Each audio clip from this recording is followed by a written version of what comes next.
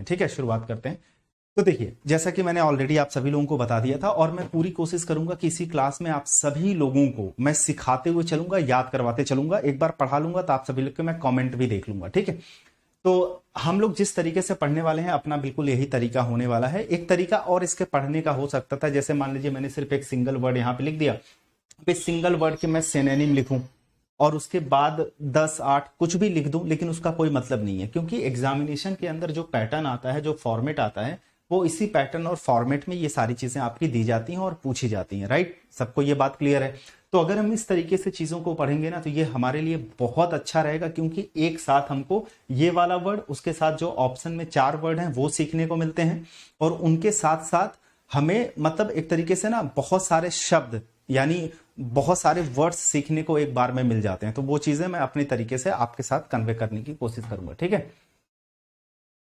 Thank you भाई, thank you so much, thank you. ठीक है, पीडीएफ वगैरह सब कुछ मिलेगी। अब आते हैं, कोई बातचीत नहीं करूंगा, अब सीधा अपनी क्लास पे आते हैं। देखिए, हम लोगों के सामने पहला वर्ड क्या लिखा हुआ है? हमारे सामने पहला वर्ड है ग्लिप। अब ग्लिप को समझने के लिए आपको 3 बातें समझनी पड़ेगी। सबसे पहले आप इस सामने वाले पिक्चर को ध्यान से देखिएगा। आप इस पिक्चर को देखेंगे, क्योंकि पिक्चर से क्या होता है कि चीजें हमारे माइंड में सेट हो जाती हैं। जिस तरीके से हम कोई मूवी देखते हैं तो मूवी बहुत लंबे समय तक हमारे दिमाग में रहती है, उसके डायलॉग्स याद हो ना हो, लेकिन वो पिक्चर, वो मोमेंट, वो पिक्चराइजेशन, वो सब कुछ हमारे दिमाग में रहता है। तो यहाँ आप देख रहे होंगे 4-6 लोग बैठे हैं और एक बंदा यहाँ पे है जो कि बोल रहा है, यानी अपना प्रेजेंटेशन दे रहा है। राइट, तो कहीं न कहीं अगर 10 लोग, 4 लोग इसको सुन रहे हैं तो ये बोलने में बहुत ज्यादा क्या है, सक्षम है। ये बात हमें क्लियर हो गई। लेकिन आपको बताऊंगा ग्लिप शब्द को लेकर के इसके 3 मीनिंग होते हैं। आजकल देखिए एसएससी करती क्या है कि अगर मान लीजिए कोई एक पर्टिकुलर वर्ड है, उस पर्टिकुलर वर्ड के अगर 3 मीनिंग होती है तो जरूरी नहीं कि ये पहला वाला मीनिंग दे, ये तीसरा भी दे सकता है, ये दूसरा भी दे सकता है। तो कोई ऐसा वर्ड है, क्योंकि इस टाइम एसएससी का पैटर्न थोड़ा सा चेंज हुआ है, शब्दों को लेकर के वो ज्यादा फेरबदल और खेल कर रहे हैं। तो जैसा कि इसके अगर 3 मीनिंग की मैं बात कर रहा हूं, वो 3 मीनिंग देखिए कौन कौन सी होती है। एक तो इसका मीनिंग होता है ईजी। अगर कोई चीज बहुत ईजी है, बहुत ज्यादा स्मूथ है और बहुत ज्यादा क्या है, फैसाइल है, FACILE हम लोग जिसको बोलते हैं, इसका मतलब होता है बिल्कुल आसान। जैसे मैंने आपको कोई क्वेश्चन दिया, आपने कहा सर ये तो बड़ा स्मूथ है, बड़ा इजी है ना, बड़ा फैसाइल है, ये तो बड़े आराम से लग जा रहा है। एक तो मीनिंग ये हो गया। अब आप कहोगे सर अच्छा फिर इसका ग्लिप का दूसरा मीनिंग क्या होता है? देखिए, ग्लिप का जो दूसरा मीनिंग होता है, आर्टिकुलेट होता है। अब मेरी बात को यहां पे ध्यान से आप सभी लोग सुनना। ठीक है, हमने आर्टिकुलेट बोल दिया, इसका मतलब मैंने एलोक्वेंट बोल दिया। जैसा कि आप सभी लोग मेरे से ये चाहते भी थे कि सर ऐसे ऐसे शब्द लिखवाइए जो एग्जामिनेशन में पूछे तो जाते ही हैं, लेकिन उसके साथ वो एक्सपेक्टेड भी हो, यानी जिनके आने की संभावना हो। तो यहाँ पे मैंने 2 चीजें लिखी, एक आर्टिकुलेट लिखा हुआ है, एक एलोक्वेंट लिखा हुआ है। इसमें एक चीज और लिख लीजिएगा आप सभी लोग, दैट इज फ्लुएंट। ठीक है, लेकिन यहाँ पे पता है आपको एक बात समझनी पड़ेगी। एक्चुअली ये आपने आर्टिकुलेट लिख दिया, एलोक्वेंट लिख दिया, फ्लुएंट लिख दिया, लेकिन बहुत सारे स्टूडेंट हो सकता है इसका मतलब उनको ना पता हो। मैं इसका मीनिंग आपको ध्यान से समझाऊंगा और आप ध्यान से समझने की कोशिश करिएगा, और धीरे धीरे हम लोग ना एप्लीकेशन पे भी फैमिलियर हो जाएंगे। वैसे तो हम लोग फैमिलियर कहाँ पे हैं, यूट्यूब के ऊपर फैमिलियर हैं। ठीक है, लेकिन धीरे धीरे हम लोग यहाँ पे भी फैमिलियर हो जाएंगे। सर नोट्स भी बनानी है साथ में, ऑब्वियस सी बात है, नोट्स आप लोग बनाते रहिएगा, ये आप ही के लिए बेहतर होगा। तो मैंने यहाँ आर्टिकुलेट, एलोक्वेंट या फ्लुएंट लिख दिया। तो इसका मीनिंग क्या है पता है आपको? कुछ लोगों को आपने देखा होगा, इन तीनों की मीनिंग एक साथ यहां पे समझने की कोशिश करिएगा। Speaking in a confident way, speaking in a confident way but without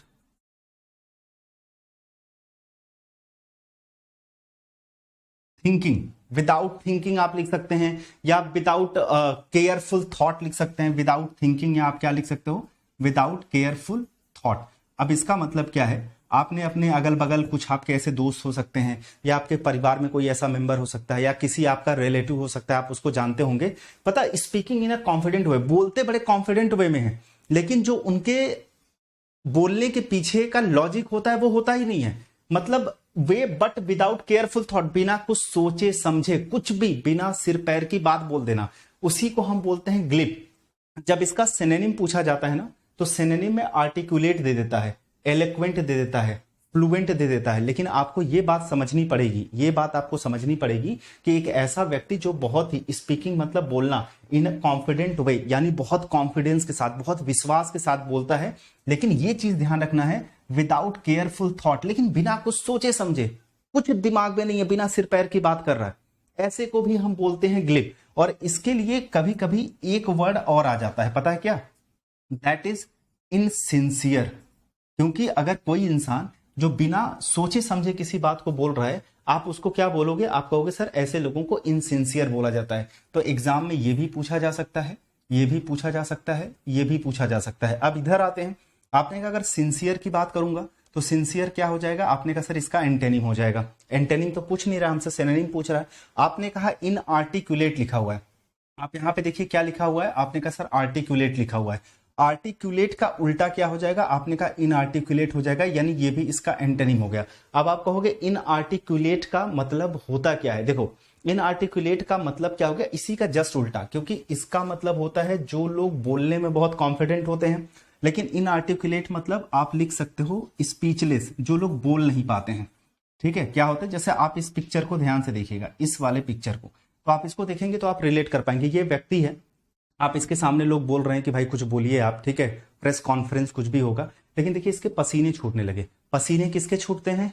जो लोग बोलने में बहुत ज्यादा कॉन्फिडेंट नहीं होते हैं, जिनको हम स्पीचलेस बोल सकते हैं। या आप इसके अलावा दो शब्द और हैं जिनको लिख लीजिएगा, इनकोहेरेंट आप बोल सकते हो, और इनकोहेरेंट के अलावा आप क्या बोल सकते हो?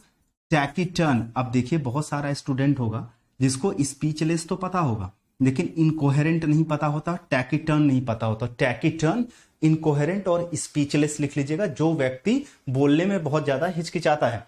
अब आप कहोगे इम्प्लॉजिबल। देखिए इम्प्लॉजिबल को समझने के लिए इस पिक्चर को आप सभी लोग ध्यान से देखिएगा। जब आप इस पिक्चर को देखेंगे, इस व्यक्ति को देखो ना आप, इसने अपनी एक टांग, दोनों टांग ऐसे पीछे कर ली है, उसके बाद एक हाथ इसने यहां डाल लिया है, एक हाथ इसने देखो इधर पीछे से डाल के इधर निकाल लिया है। मैं आपसे सिंपल सी बात बोल रहा हूं कि ये जो कर रहा है ना, ये करके आप मुझे दिखाओ, कर पाओगे? मुझे लग रहा है 99% लोग नहीं कर पाएंगे।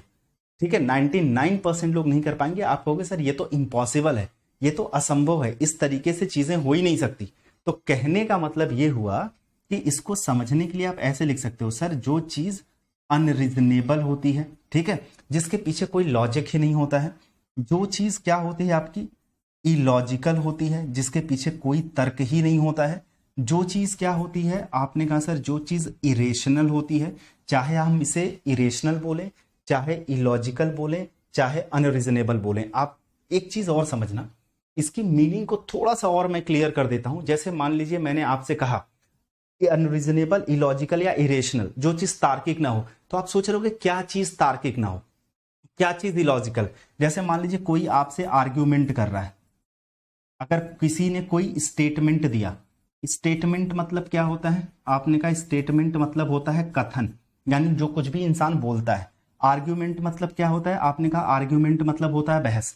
किसी ने कोई स्टेटमेंट जारी किया, किसी ने कोई आर्ग्यूमेंट जारी किया, और आपने कहा सर ये आर्ग्यूमेंट ना बिल्कुल इलॉजिकल है, ठीक है, बिल्कुल। अगर किसी ने कहा कि लड़कियों को शाम के 6 बजे के बाद छोटे कपड़े पहन के मार्केट में नहीं जाना चाहिए सब्जी लेने, तो ये बात क्या है? बिल्कुल इलॉजिकल है।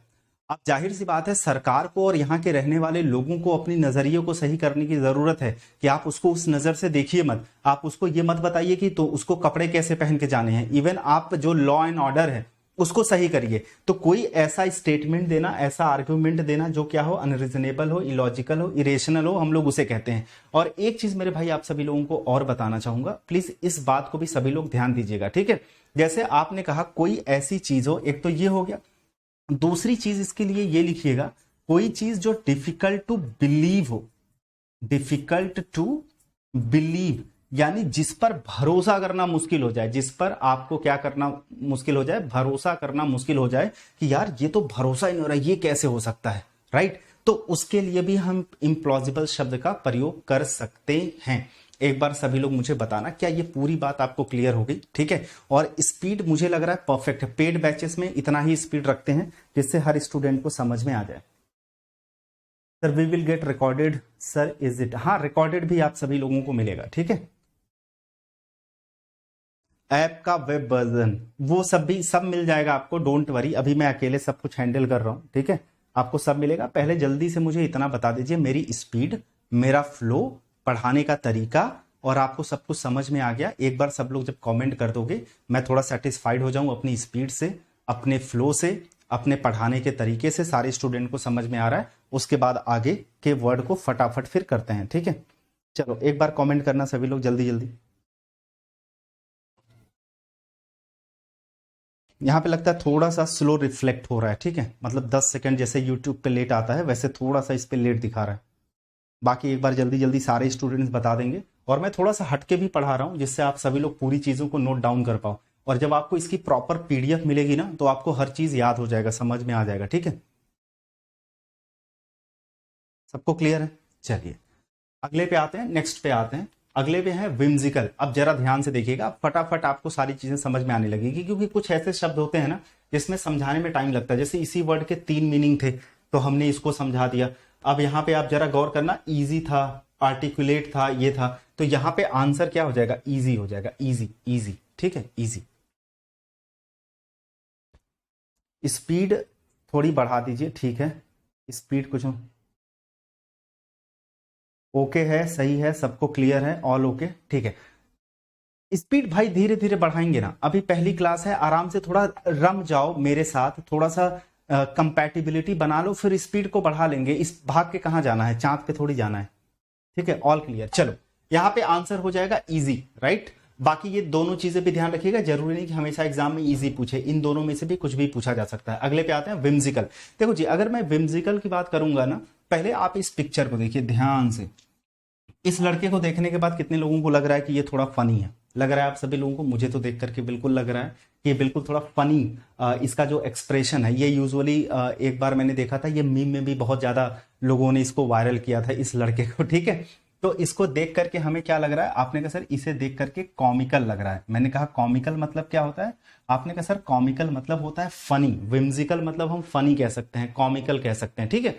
या आप इसको लिखना चाहें तो आप क्या कह सकते हैं? आपने कहा सर अम्यूजिंग, क्योंकि कोई चीज हमारे लिए एंटरटेनिंग तब होती है, अम्यूजिंग तब होती है जब वो क्या हो? फनी हो, वो चीज कॉमिकल हो। अब आपने कहा सर रिस्पेक्टफुल। देखो रिस्पेक्टफुल इतना आसान वर्ड है, यूजुअली हर बच्चे को पता होता है, लेकिन इसके जो सिनोनिम होते हैं, इसका मतलब क्या होता है? सम्मान होता है। लेकिन भाई एक चीज प्लीज ध्यान रखिएगा आप सभी लोग, ये जो शब्द है ना, दैट इज रेवरेंस, ये बहुत इंपॉर्टेंट वर्ड है। इसका मतलब होता है किसी का आदर करना। अगर रेवरेंस नहीं आता है तो यहाँ पे एस्टीम शब्द देता है, अगर एस्टीम शब्द नहीं आता है तो दैट इज डेफरेंस। अब यहाँ पे आप लोग एक चीज गौर करिएगा, मैंने ये जो शब्द लिखा हुआ है, ये शब्द मैंने डिफरेंस नहीं लिखा हुआ है, ये मैंने डेफरेंस लिखा हुआ है। डेफरेंस का मतलब होता है किसी का आदर करना, किसी का सम्मान करना। तो रेवरेंस, एस्टीम और डेफरेंस, जिसका मतलब होता है सम्मान करना। अगर आप जरा इस पिक्चर को ध्यान से देखिएगा, यहाँ पे आप देख रहे होंगे तो ये 2 आदमी हैं, और इस लड़की की तरफ ये लोग इशारा करके इसको डांट रहे हैं, या तो इसका निंदा कर रहे हैं, या इसकी बुराई कर रही हैं।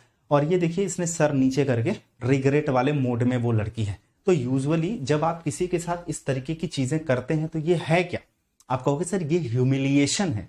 ह्यूमिलिएशन का मतलब क्या होता है? ह्यूमिलिएट करने का मतलब होता है किसी की इंसल्ट करना, किसी की बुराई करना। तो ह्यूमिलिएशन शब्द की अगर मैं बात करूंगा तो यहां पे एक चीज आप लोग ध्यान रखिएगा, पहला जो बहुत ही कॉमन वर्ड बोला जाता है इसके लिए, दैट इज इम्बेरेस। और इम्बेरेस में देखिए मैं आपको एक चीज सजेस्ट करूंगा कि यहाँ पे ये जो शब्द मैंने इम्बेरेस लिखा हुआ है, इसको आप लोग अंडरलाइन कर लेना। अब आप कहोगे सर आप अंडरलाइन करवा क्यों रहे हो? अंडरलाइन मैं इसलिए करवा रहा हूं, एक आपका सेक्शन होता है मिस स्पेल्ट का। अब यूजुअली आप लोग कहते हैं सर मिस स्पेल्ट को अच्छा करने के लिए, उसमें बेहतर स्कोर करने के लिए हम लोग क्या कर सकते हैं? तो मेरे भाई आपको एक सिंपल बात बता रहा हूं, जब आप सिनोनिम और एंटोनिम पढ़ा करिए ना, जैसे मान लीजिए रेवरेंस लिखा हुआ है और आपको पता नहीं है कि रेवरेंस की स्पेलिंग क्या होती है, तो आप इसको याद तो आपने कर लिया कि रेवरेंस का मतलब होता है सम्मान करना, उसी टाइम इसको अंडरलाइन कर लो। और जैसे डेफरेंस लिखा है ना, तो डेफरेंस की स्पेलिंग ना पता हो तो उसी टाइम इसको ऐसे अंडरलाइन कर लो। तो आपको ये याद रहेगा यार इसका मतलब आदर करना होता है, सम्मान करना होता है, लेकिन इसकी स्पेलिंग हमें नहीं आती थी, और रिवीजन करते टाइम वो चीज आपके दिमाग में आ जाएगी कि इसकी स्पेलिंग का भी हमें ध्यान रखना है।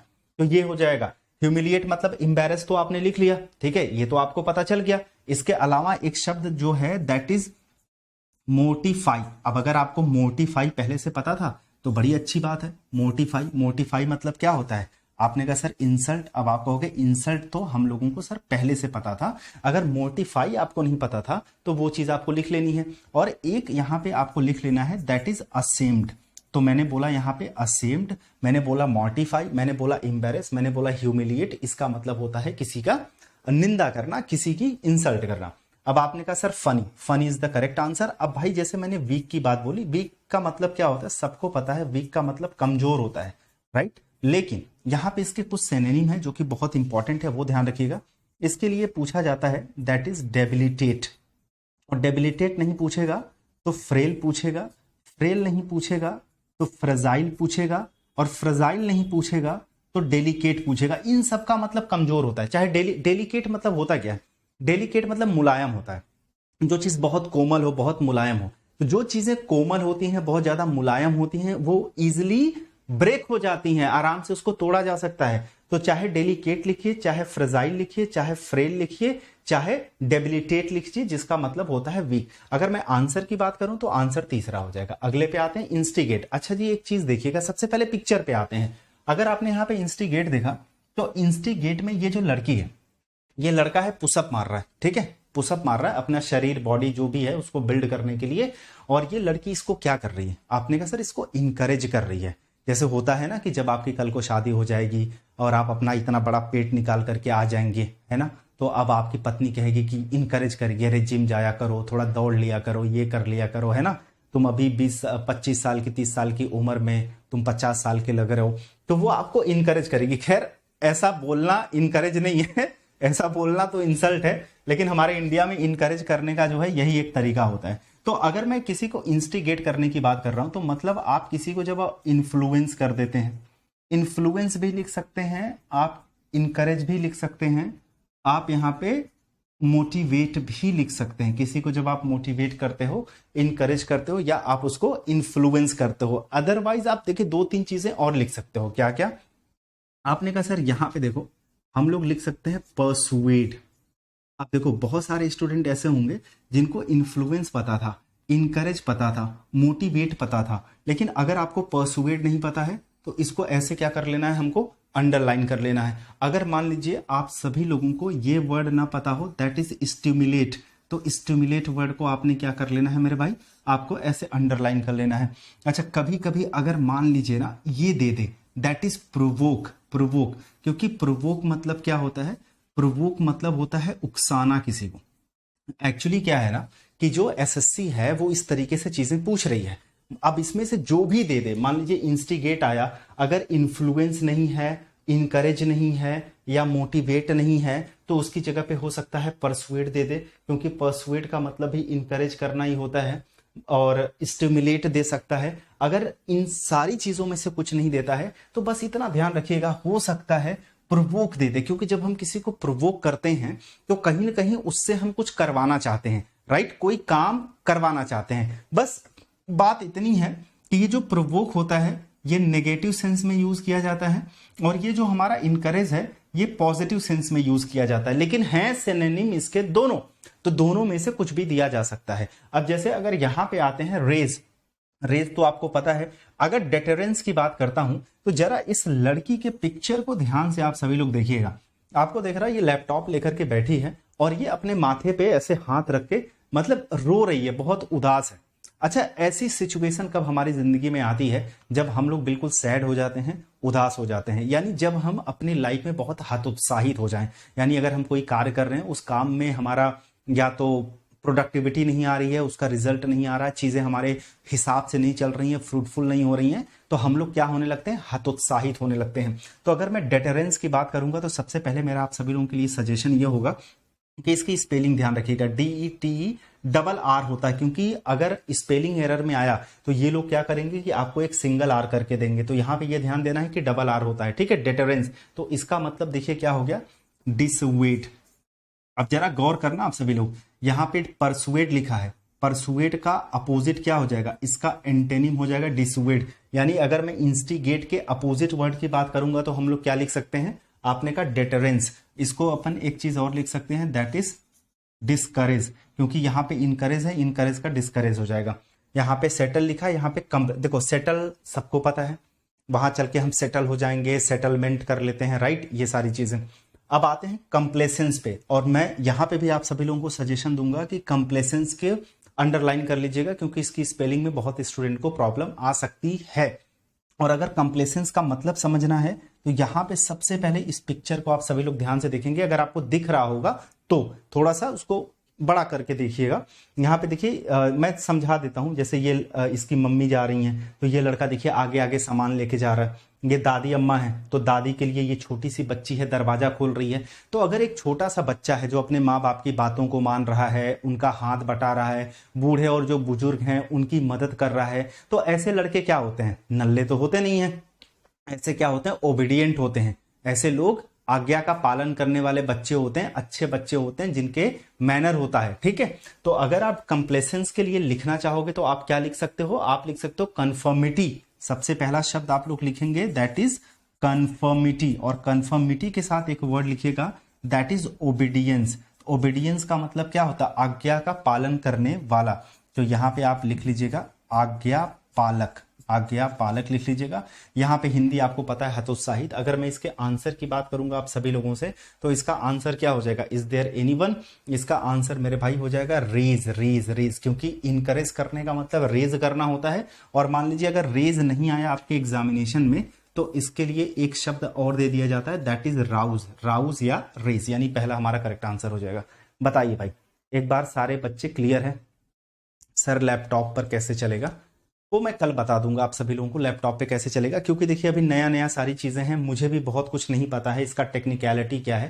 बट धीरे धीरे 1-2 दिन में सब कुछ आपको लैपटॉप पे कैसे देख सकते हो और वो क्या उसके फीचर वगैरह होंगे, वो सब मैं आपको एक वीडियो में बता दूंगा। लेकिन पहले मुझे आप लोग ये बताइए, क्या यहाँ तक की बातें आप सभी लोगों को क्लियर है? अच्छा, कोई ऐसा स्टूडेंट तो नहीं है ना जो कंफ्यूज हो रहा है? मुझे ये भी बताना कि कोई ऐसा स्टूडेंट तो नहीं है कि जो इन सारी चीजों में जिस तरीके से मैं बता रहा हूँ उसमें कंफ्यूज हो रहा है, या फिर जैसे किसी भी पर्टिकुलर वर्ड के 2-4-2-6 शब्द अगर मैंने लिखा दिया उसमें उसको किसी तरह की कंफ्यूजन आ रही है। अगर आ रही है तो बता दो, अदरवाइज अगर आप इसको एंजॉय कर रहे हो ना, तो इससे बेस्ट कुछ नहीं हो सकता। आप सोचो अगर 5 महीने आप इसी तरीके से मुझसे पढ़ते रहे, नोट्स बनाते रहे, रिवाइज करते रहे, तो आपके लिए कुछ भी मुश्किल नहीं रह जाएगा। बताइए भाई, एक बार फटाफट सभी बच्चे कमेंट कर दें। आप लोग शायद थोड़ा सा ना लेट हो, मतलब यहाँ पे शायद 20 सेकेंड या 10 सेकेंड आप लोगों को लेट लाइव जा रहा है, ठीक है। बताओ एक बार जल्दी जल्दी सब लोग बताना, एक बार फटाफट सारे लोग यहाँ पे करो, मुझे कमेंट करके बताओ। अब देखिए आते हैं इस पे, कैलिब्रेट का मतलब क्या होता है? देखो इसका मतलब क्या होता है, ध्यान से मेरी बात को आप सभी लोग सुनिएगा, ठीक है। अगर इस पहले पिक्चर को देखिए आप सभी लोग, इस पिक्चर को देख करके आप सबको समझ में आ गया होगा। मैं अगर आपसे पूछूं कि यार ये क्या करने की कोशिश कर रहा है, आप कहोगे सर ये ना किसी चीज को मेजर कर रहा है, ठीक है। ये किसी चीज को क्या कर रहा है? आपने कहा सर मेजर कर रहा है। तो अगर मैं इसके मीनिंग की बात करूं ना, तो इसका एक्चुअली मतलब होता है किसी चीज को चेक करना, और यू कैन से किसी चीज को एडजस्ट करना, या आप कह सकते हो किसी चीज को मेजर करना। किसी चीज को क्या करना? मेजर करना। आप यहां लिखना चाहेंगे तो आप यहां क्या लिख सकते हैं? आपने कहा सर स्केल लिखा जा सकता है, स्केल के साथ क्या लिखा जा सकता है? मेजर लिखा जा सकता है। और आप मेजर के साथ लिखना चाहें ना, एक शब्द और है दैट इज एसेस। अब आप कहोगे सर एसेस क्यों लिखेंगे? देखो भाई, ये जो हमारा एसेस लिखा हुआ है ना, एसेस का मतलब होता है किसी चीज को एस्टिमेट करना, किसी चीज को एस्टिमेट करना। एस्टिमेट करने का मतलब ये हो गया किसी चीज का मूल्यांकन करना। अच्छा, जब आप किसी चीज का मूल्यांकन करते हैं, यानी आप उसको क्या करते हैं? एक तरीके से एसेस ही तो करते हो, यानी मेजर या स्केल पे चेक ही तो करते हो। जैसे आप इसको ऐसे समझिए, आपके घर में कोई फंक्शन है, तो उस फंक्शन में आप क्या करते हो? एस्टिमेट बनाते हो। अब आप कहोगे जब आप एस्टिमेट बनाते हैं किसी चीज का, तो आप हर पैरामीटर को एक तरीके से इवेलुएट करते हो कि यार इतने मेहमान आएंगे, इतने हमारे घर वाले रहेंगे, तो मिला जुला करके 150 लोग हैं, 150 लोगों का खाना आएगा, तो हमें इतना इतना इतना इतना सामान मंगाना है। एक तो ये भी हमारा एक तरीके का काइंड ऑफ मेजरमेंट है, एक तरीके का इवेल्युएशन है। और ऐसे मान लीजिए कोई भी चीज है, तो हमको इस तरीके से भी उसको क्या करते हैं? मेजर करते हैं, ठीक है। उस तरीके से भी हम कर रहे हैं। तो आप चाहे इसको स्केल बोलें, चाहे आप इसको मेजर बोलें, चाहे आप इसको एस्टिमेट बोलें, चाहे आप इसको एसेस बोलें, कुछ भी आप बोल सकते हैं। अब इसके लिए एक वर्ड है जो इसका आंसर है, दैट इज व्हाट? आपने कहा सर गॉस, तो गॉस शब्द को ध्यान रखिएगा। उसके अलावा यहाँ पे देखिए कुछ शब्द और हैं आपके लिए। अब जैसे यहाँ पे लिखा एफ्रंट, अभी मैंने थोड़ी देर पहले आप सभी लोगों को बताया था एफरेंट। अब इस पिक्चर को आप ध्यान से जब देखोगे तो इस पिक्चर में फिर से वही आया कि यहाँ पे एक आदमी है जो इस लड़की की तरफ इंडिकेट कर रहा है, और ये कहीं न कहीं इसका देखिए आप चेहरा ध्यान से देखेंगे ये बहुत ज्यादा गुस्से में है, और ये लड़की क्या है, सर नीचे करके बैठी हुई है। ऐसा तब होता है जब हम किसी का इंसल्ट करते हैं। अगर हम किसी को ऐसे शब्द बोल दें जो उसके लिए बहुत ऑफेंस हो, ध्यान से समझना मेरे बात, ऑफेंस हो। अगर किसी को आपने ऐसा शब्द बोल दिया जो उसको ऑफेंस कर जाए, इंसल्ट कर जाए, तो इंसान ऐसा मुंह बना लेता है। यानी आप ये भी कह सकते हैं इसका मीनिंग सरकेज़म होता है, क्योंकि जब आप किसी को सरकेज़म देते हैं, किसी को सरकेज़म का मतलब होता है किसी को टॉन्ट करना, यानी किसी को ताना देना। जब आप किसी को ताना देते हो या उसकी इंसल्ट करते हो तो लोग इसी तरीके से अपनी प्रतिक्रिया देते हैं। अब यहाँ पे अगर मैं आप लोगों से बात करूं, एक सेकेंड देखो, यहाँ पे अगर मैं आंसर की आप लोगों से बात करूंगा तो यहाँ पे आंसर आपका क्या हो जाएगा, गॉज। गॉज, इस बात को ध्यान रखिएगा, ठीक है। अब ये वाला गॉज हो जाएगा। अच्छा, अब यहाँ पे एक चीज और देखना भाई, मैंने अभी ध्यान नहीं दिया, मैं बता देता हूं आपको। इस वाले गॉज में जी लिखा हुआ है और इस वाले गॉज में जेड लिखा हुआ है। अब सोच के देखो आप, अगर एग्जामिनेशन में ये क्वेश्चन आ जाएगा तो बहुत सारे स्टूडेंट यहाँ पे क्या हो जाएंगे, उनके लिए प्रॉब्लम हो सकती है। सर इन दोनों में डिफरेंस क्या है, मैं आपको बताता हूँ। एक एग्जाम्पल के तौर पर जैसे मान लीजिए ये लिखा मैंने यहाँ पे गॉज स्कर्ट। अब स्कर्ट तो आप सभी लोगों को पता होगा, ठीक है, स्कर्ट यूजुअली लड़कियां पहनती हैं। अब रणवीर सिंह जैसा जो एक्टर है वो भी स्कर्ट पहनता है, आपने देखा होगा। तो ये गॉज, ये जो जेड वाला है ना, ये जो जेड वाला गॉज है, इसका मतलब होता है वेरी थिन क्लॉथ। अब वेरी थिन क्लॉथ, थिन मतलब क्या हो गया, आपने कहा सर थिन मतलब पतला हो गया, जो बहुत महीन और पतला होता है। तो जो बिल्कुल पतला कपड़ा होता है ना, उसे हम लोग गॉज बोलते हैं, गॉज, राइट। तो इस बात को ध्यान रखिएगा। अब लेकिन ये इसकी पहली मीनिंग हो गई। अब आप कहोगे इसकी दूसरी मीनिंग क्या होती है, इसकी एक मीनिंग और होती है। आपने कहा सर हेज, जिसे हम क्या बोलते हैं, फॉग, जिसे हम क्या बोलते हैं, अनक्लियर। अनक्लियर, तो मेरे भाई इनको दोनों ध्यान रखिएगा। ये जो GAUZE है, ये गॉज का दो मीनिंग होता है। एक मीनिंग होता है वेरी थिन क्लॉथ, जो बहुत पतले कपड़े होते हैं उनको, जो रेशमी साड़ियां वगैरह होती हैं उनके कपड़े बहुत पतले होते हैं। और इसका एक मतलब होता है हेज। अगर आपने किसी चीज को बोला बड़ा हेजी है, हेजी मतलब होता है जो चीज अनक्लियर हो, यानी अस्पष्ट हो। अब जैसे फॉग क्या होता है, आपने कहा फॉग मतलब धुंध होता है। आप सोच के देखिए, जब धुंध पड़ती है तो क्या धुंध में आपको बहुत आगे तक का दिखता है, आपने कहा सर बहुत आगे तक का तो नहीं दिखता।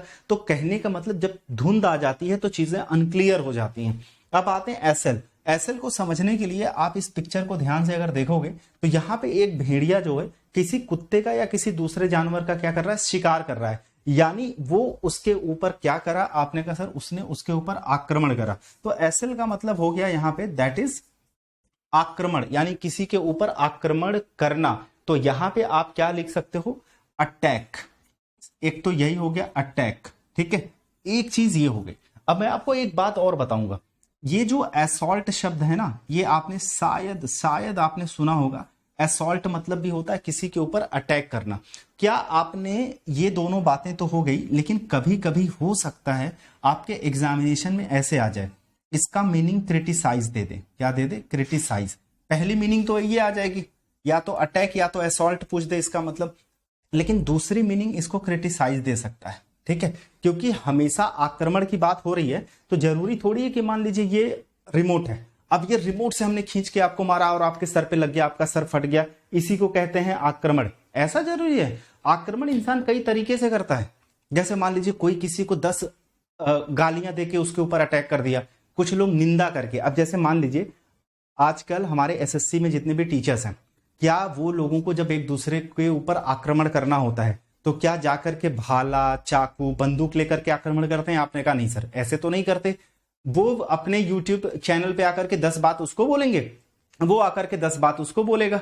तो वो एक दूसरे के ऊपर क्या करते हैं, निंदा करते हैं, आलोचना करते हैं। तो किसी की निंदा करना, किसी की आलोचना करना, ये भी अपने आप में क्या है, एक तरीके का आक्रमण है। तो इस बात को भी ध्यान रखिएगा, आपके एग्जामिनेशन में हो सकता है सीधा सीधा अटैक लिख के दे दे। अगर अटैक लिख के नहीं देता है तो क्रिटिसाइज या कंडेम लिख के दे सकता है। और लास्ट में पांचवा जो शब्द है अपने सामने, दैट इज इसेंट्रिक।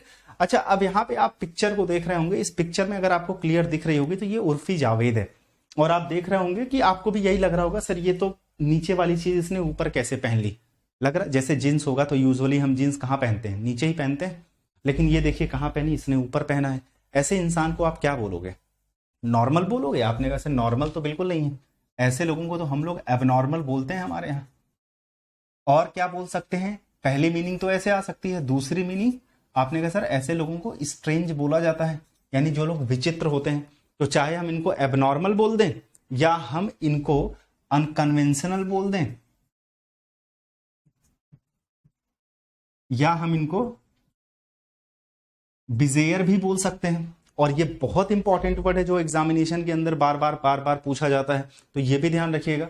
और इसके अलावा एक शब्द हो सकता है, ऐसे पूछ दे, दैट इज पेक्यूलियर। तो पेक्यूलियर हो गया, बिजेयर हो गया और स्ट्रेंज हो गया, और ऊपर एबनॉर्मल हो गया, अनकन्वेंशनल हो गया। अब यहाँ पे देखिए वांटेड लिखा हुआ है, ये वाली मीनिंग तो हम लोग को समझ में आ गई। अच्छा जी, एक चीज आप लोगों ने देखा होगा ना, अगर मैं वांटेड शब्द की बात करूं, ये क्या है, जरा आप इस पिक्चर को ध्यान से देखिएगा।